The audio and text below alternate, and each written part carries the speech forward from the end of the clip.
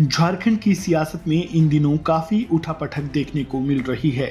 प्रदेश के पूर्व मुख्यमंत्री हेमंत सोरेन को ईडी ने कथित जमीन घोटाला मामले में गिरफ्तार कर लिया है, जिसके बाद चंपई सोरेन को प्रदेश की कमान सौंपी गई। इसके अलावा दिल्ली के मुख्यमंत्री अरविंद केजरीवाल को भी दिल्ली शराब घोटाला मामले में पूछताछ के लिए 5वीं बार समन भेजा गया है।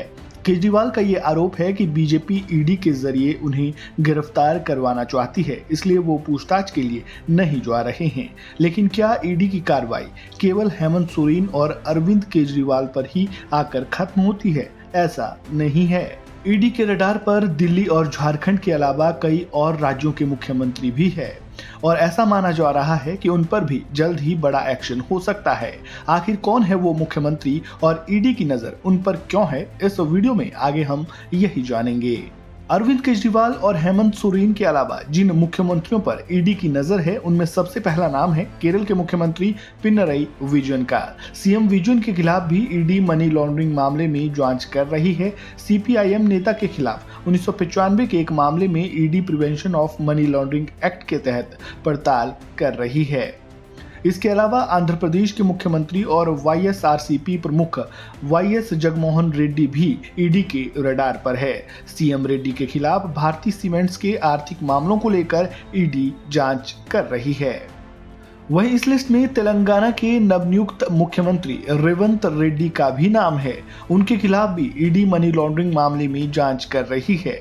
ये वो मौजूदा सीएम है जिन पर ईडी की नजर है और इन मुख्यमंत्रियों पर कभी भी बड़ा एक्शन हो सकता है। इनके अलावा कुछ पूर्व मुख्यमंत्री भी ईडी के रडार पर है।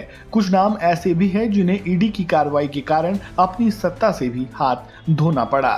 कांग्रेस के ही पूर्व मुख्यमंत्री भूपेश बघेल के खिलाफ भी मनी लॉन्ड्रिंग के 3 अलग अलग मामलों में ईडी जांच कर रही है।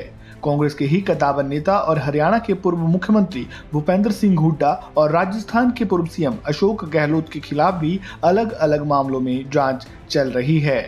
लोकसभा चुनाव 2024 के लिए बस कुछ ही महीने का समय बचा है। इस बीच ईडी की कार्रवाई को लेकर विपक्षी दल सवाल उठाते रहे हैं। ईडी की कार्रवाई को लेकर कांग्रेस पार्टी लगातार केंद्र की सत्ता में काबिज बीजेपी पर हमला बोल रही है।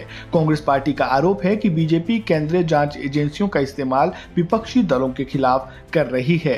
हाल ही में नीतीश कुमार के इंडिया छोड़ने पर भी कांग्रेस ने ईडी का जिक्र कर बीजेपी पर निशाना साधा था। एक बड़े राष्ट्रीय राजनीतिक दल की कई जिम्मेदारियां होती हैं। उन जिम्मेदारियों के चलते हमारा प्रयास रहा, मालूम होते हुए भी, जैसा कि हमारे माननीय अध्यक्ष ने कहा, मालूम होते हुए भी हम चुप रहे। लेकिन पूरा देश देख रहा है, बिहार की जनता देख रही है कि कौन इस दौर में जनता के साथ है और कौन उनके साथ है जिनकी वजह से अन्याय हुआ। ये संदेश आज स्पष्ट हो गया है। जो चले गए उनकी मजबूरियां रही होंगी, जो चले जाते हैं उनकी 2 ही मजबूरियां होती हैं, या ईडी होती है या सीडी होती है। तो मैं नहीं जानता उनकी क्या मजबूरी है।